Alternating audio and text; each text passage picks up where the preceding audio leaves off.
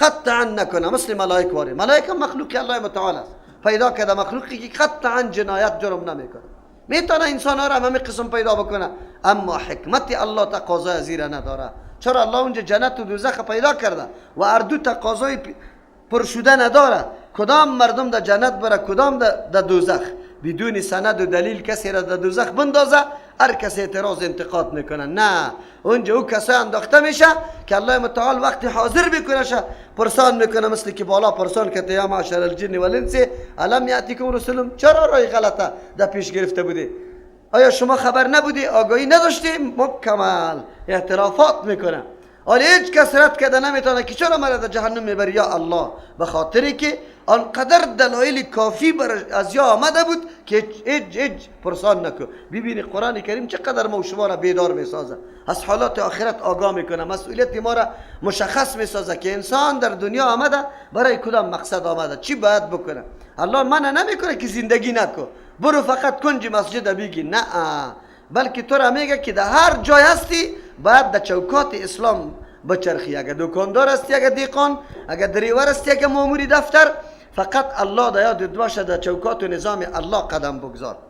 بازو وقت تو نجات پیدا میکنی، در غیر از اون نمیشه که تو نعوذ بالله یک دفعه بنده هوس و خواهش و عیش پرستیت میشی، نعوذ بالله، و یک دفعه بنده شیطان میشی، یک دفعه بنده قوم میشی، یک دفعه بنده تنظیم میشی، یک دفعه بنده پاچا میشی. اگری توری بندگی داشتی از چوکات الله بیرون استی، باز سند سری تو ثابت است که توی کارا را کردی. الله متعال میگه کما انشأکم من ذریت قوم آخرین، مثل که شما را پیدا کرده بود، شما را میبره یک قوم میاره، مثل که شما را پیدا کرده بود من ذریت قوم آخرین، از اولاد قوم دیگه. اما قوم کجاست؟ حالی یکیش وجود داره؟ بابا و جدی ما کجاست؟ کلشان رفته مقبره ها پر است. عجیب انسان است والا، وقتی که این حالات میبینه خودش به دست خود پدر خود در قبر بگذاره، بابای خود در قبر بگذاره، بازم درس نمیگیره، بازم عبرت نمیگیره که اینی پدر عجیب پدر بود، ظلم میکرد، شراب میخورد، دزدی میکرد، خیلی کش و فش داشت. چی کرد؟ قطی خود چی را برده؟ همه کدام طرف رفته؟ یقینا برای بیداری و هوشیاری انسان الله متعال آنقدر اسباب پیدا کرده که هیچ پرسان نکن. اگر یک قبر انسان فکر بکنه در یک قبر استاد شد، ای کی بود؟ قبر کی بود؟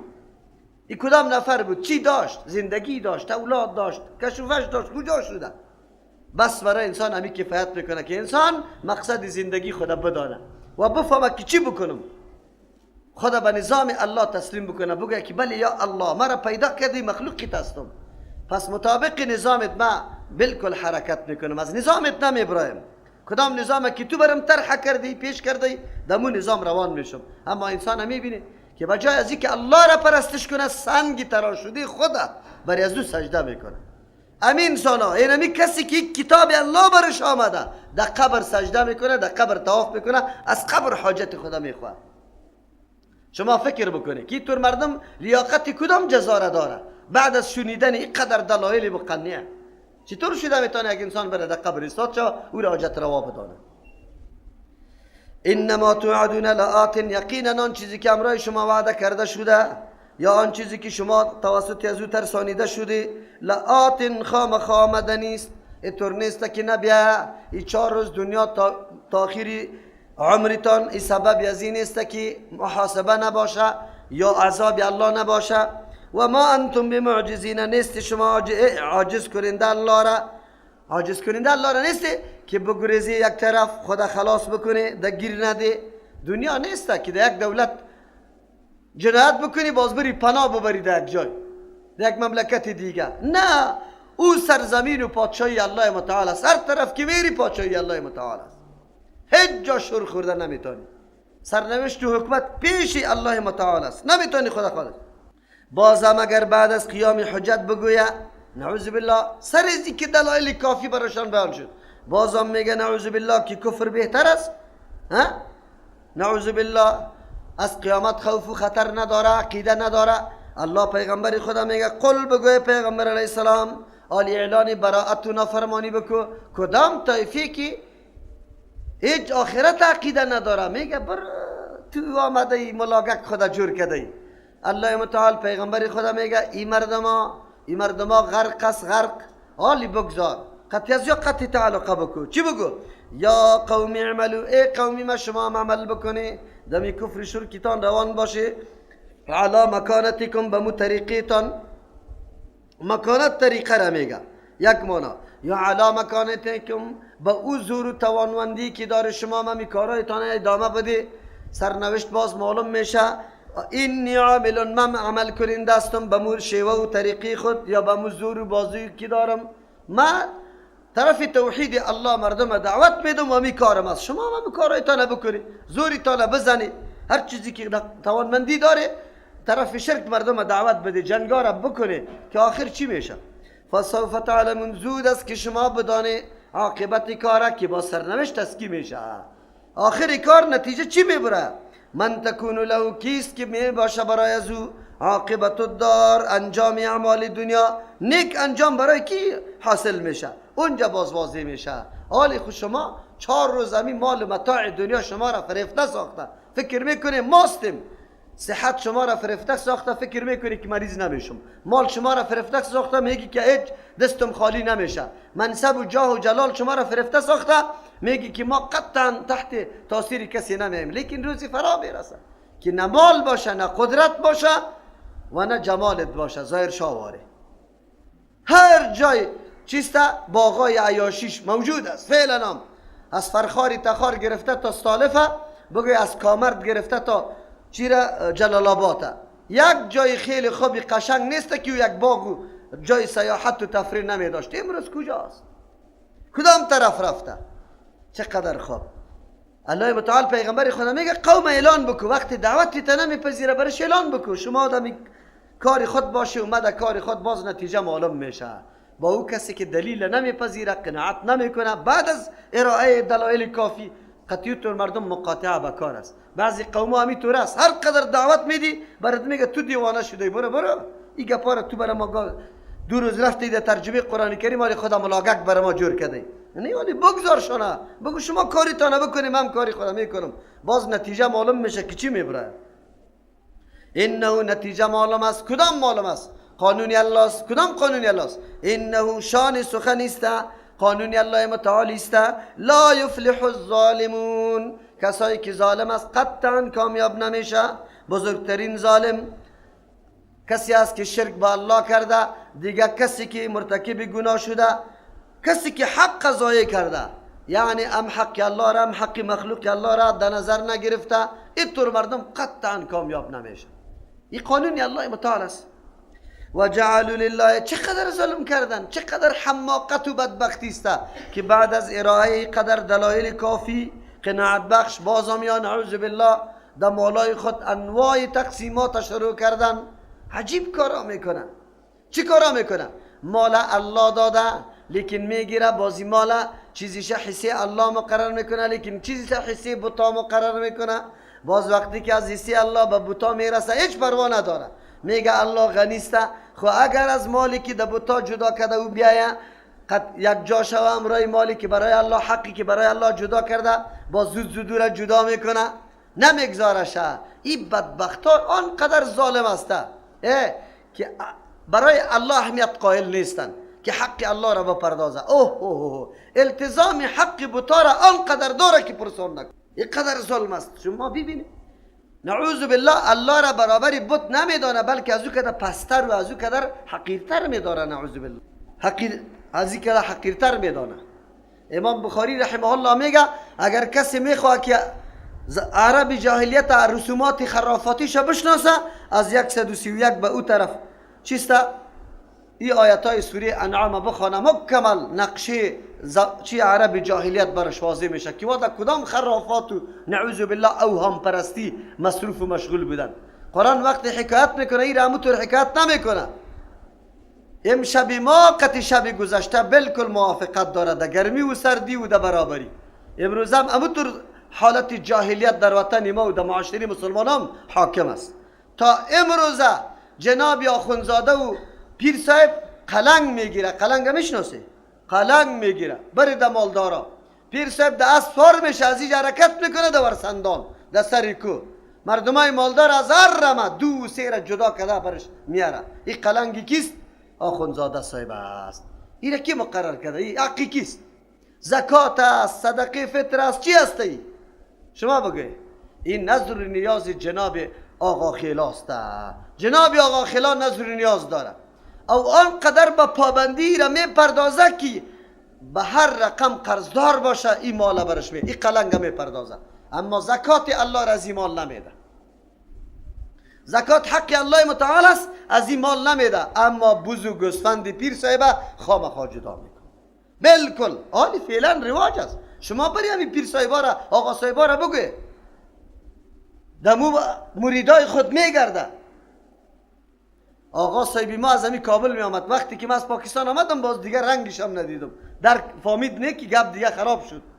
می آمد دو سه شب در خانه ما می بود. ما پدر ما دیندار ماشاءالله به خاطر دین همیشه خو کردم، در مسجد نمی رفت، در نماز جماعت نمی رفت. از صبح شروع میکرد، شما باور به الله بکنید تا شام تعویض نویسی بود. در شغور هم تعویض میداد. در شغور میشناسید؟ جواری را که میخوره، یک حیوان هستم که برای ازم تعویض میداد. پایچش کشال نماز یک رقم خوانده میشد. بو جای گوشت قاق، بادام بگوی دیگه، قرود، خسته، چارمغز پر میشد، 4-5 بوجی. پس میامد کابل جان. فقط کدام وقت میامد؟ خواب دمی چلی زمستان. این خلاص چی میکردن؟ یک تعداد مردمی نادان بیچاره القه جور کنیم میشیشت هو یه چیزام نبود. مست، اینم دینمی مست بودن. الله که آقا صاحب است. بسیار اینقدر جهالت در این وطن تیر شده که پرسان نکنه. خو این کتاب الله که در بین مردم بیان نشوه، تشریح نشوه، مردم دینمی جهالت باقی ماند. از ایران حرکت میکنه. کجاست؟ پیرم در سمنگان است. سعی میکنی که از اونجا گوسفنده گرفته، در موتر چقدر تکلیف ها را میکشه، در اونجا میبره. شما یک کمی معلومات ها را بکنی، باز بعد از او براتان معلوم میشه که مردم چقدر قرآن چقدر حقایق برملا میسازه. اما این مردم دونمو زمان جاهلیت عرب باری اونمو قسم جاهل باقی مانده، پرستش الله را ترک کرده، زکات نمیشناسه، حق الله را ادا نمیکنه، وظیفه که پیر داده او را به هیچ وجه ترک نمیکنه. اما نماز الله را قضا میکنه، نماز الله را نمیخوانه، اما وظیفه پیر صاحب قضا نمیشه. قطعا قلنگ است. تا آلی را این مردم ها امیالی فعلا پیرا را ببینی هر منطقه در تصرفش است، خبرداری نداری. اولادشان قدی و بندش از امو آقا صاحب است. این تایبند فلان آقا است. آقا صاحب از غزنی میایه، ای در پغمان نه کشوفش است، کوی آقا آمده. خلاص مالا را جمع میکنه، رمه را بسته میبره. قطعی خود بابای مادرین بود، امی آقا صاحب درخت بادام به نامش بود. شما باور بالله بکنه اگر بادام از زیر خود کسی میده میتونست که ریختم میبودی بادام جمع میشد، نگاه میشد. از دیگه درختار هر کس میده میکرد میخورد. اوه این درخت کیست؟ آقاست. قرآن کریم عالی من میفهمم تفسیر آیاته. و جعلوا لله گردانیدن برای الله مما از آن چیزی که زرع پیدا کرده الله، من الحرث از کشت، فصلها را، زراعتها را، والانعام از حیوانات، کلش الله پیدا کرده. چی میگردانن؟ نصیبا یک حصه کم برای الله میگردانن. فقالو میگه هذا لله، ای حصه الله است، بزعمهم به گمان خود. نه چی مانا؟ آلی امی حصه الله را خرج میکنه و مصرف عامه میکنه، به هر کس میده. این پروانه داره که هر کس خورد پروانه داره. لیکن و هذا لشرکاینا، این امی حصه از شرکای ماست، این مصرف خاص است. معلوم شد که یا لحاظ اندازه شرعی گپا نبود برای الله یک چیزی که کم، لیکن برای چی؟ بتا و نعوذ بالله برای نظر غیر الله خیلی چیزای زیاد مقرر میکرد. حالی در دنیا در وطنا در دیهاتا خرمن مالیده میشه، خبر داری؟ باز خرمن که بماله در وقت آخری، اما چیزی که باقی میمانه در یک برش میگه. اصلا عشر است یا خو عشر نمیداد، معامله فریب با الله میکنه نعوذ بالله. تو نمیکنه که در جوال پر کده رایستن، 9 سیره اینجا پرتا، 1 سیره او طرف چیستا، 10 سیره اینجا پرتا، 1 سیره او طرف پرتا، باز 10 سیره اینجا پرتا، یک طرف حق الله را جدا کنه، عشر را جدا کنه. نه ایگه پانیست. امی تفلکا و خردکا در گردی خرمن جمع میشودن. وقتی خربوزه می بود خب داد مامیه در دامنای مامیه پرتافتن قطی خار. بازوجه که در دکاندار می رفتیم در می ترازو که می انداخت از دروغ یک پاویر یک طرف پلیش می انداخت همینطور از دروغ باز غلط در بوجی چپا میکرد. یک تراشی خربوزه را در دست میداد، برو بخیر. حق الله را هر کس خورده میتونه، تفلکار هم میده. اما حقی که برای بتا جدا شده، غیر از مجاورا، غیر از او شکم کلانا، اینه گردنای کلفت در زیارت خواست چی میکنی اینجا؟ مجاور هستم. مجاور چی مانا؟ چی مطلب؟ چی گپ؟ این مجاور چی کنه؟ قبر جارو میکنی و بدبختی خبیث. تو بیا مسجد الله را جارو که یک خاشاک از مسجد میکشی که الله برات ثواب بده. ما در مساجد خود با پول و پیسه نمیتونیم خادم پیدا بکنیم. شما باور به الله بکنه خادمی مسجد یک وظیفه حقیر است نیست. برو یک کسی را بگو، یک جوانه بگو بیا خادم مسجد شو، اینی قدر پیسه برات میدم، بالله قسم اگر بکنه خادم مسجد کسی میشه که نه زن داره، نه خانه داره، نه کاشانه داره، بیچاره ضعیف است، در یک مسجد تک خدا میگیره. اسلامی ماست. مسجد پاک کردن این چیسته؟ حقارت است. این وظیفه حقیرانه است. یک نفر پیدا نمیشه که داوطلب باشه. بله پاک کردن مسجد عالی وظیفه کی ساخته؟ مردم عوام. بگوی وظیفه ملا صاحب، قاری او ملا مسجد چرا جوری نکردی؟ همینطور صدام میکنه. دین خیره نمیگه. سنگ الله که سر ما نمیبارم کم است. اونجا امام مقرر میکنه، شه معتمد بهی مقرر میکنه که برو در معامله آخرتم تو پیشوایم هستی، پشتت اقتدا میکنم. خب پسان برش میگه هیله چرا جور نکردی؟ این چی رقم ملاست؟ ملک صاحب خود که آمد، مولا صاحب اینطور لنگاش دلرزه میاد. خدا آنقدر حقیر ساخته که پرسان نکن که دستمال سرخ کالاش دش بسته است. امامت نیست. الله تو را تباه کنه، پشت امامت نگردی. چی امامت؟ امامت چیست؟ تمام روز بدعات انجام میده، تابع مردم، تابع خواهشات مردم باش. برو کار کو که از کار مردم 20 نفر ریش سفید بیا که او مولوی صاحب برای ما امامت بکن. او میگه که نه نمیکنم.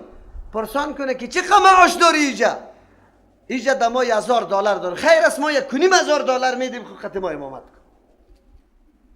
والله قسم که دین خراب شده از دست عالم خراب شده. دین خراب شده از دست عالم خراب شده. گرد میگرده چی؟ این ملا را بکشه من براتون ارزان، فقط یک نانی مرا بده بس کفایت میکنه. این ملا را بکشه. در اینمی حالت است زندگی ما. منظورم توحید و تحقیر است. هر نفر سری ملا صدا میکنه، ادنا نفر که میای یک صدا سری ملا میزنه. او اگر ختم داشت و تو را گفت که ملا صاحب ختم دارم، باز دیگه چی شاگردار تو آماده کو، تیار کو. اگر صبح در ختمش نرفتی اوهو باز دیگه میاد که دیگه در این مسجد نمیبینم تکیده ایجا باشی، دیگه ماندنید نیستم. بس اگر رفتی در جنازه چیشه نکردی، اسقاطش نکردی، خلاص پس که آمدی ملا صاحب تو دیگه رخصت هستی، پناهت بالا، ما ملای را میاریم که ختمه اسقاط بکنه. ملا صاحب والی قدر چاپلوسی را شروع دیگر واسطه میکنه که امیره بگو خیره من صحبه شدم، من اینطور بودم. نه، دین الله متعال است. غیرت سر دین الله بکو، الله برات رزق میده. بگو اینمی قسم اگر عملی به سنت رسول الله صلی الله علیه و سلم نباشه نمیکنم. پاچاستی اگر شاخدار است هر چیز هستی، میرم خودم کار و روزگار میکنم، غریبی میکنم که دین چی رقم عزت پیدا میکنه یا نمیکنه. امروز خود دین عزت نداره.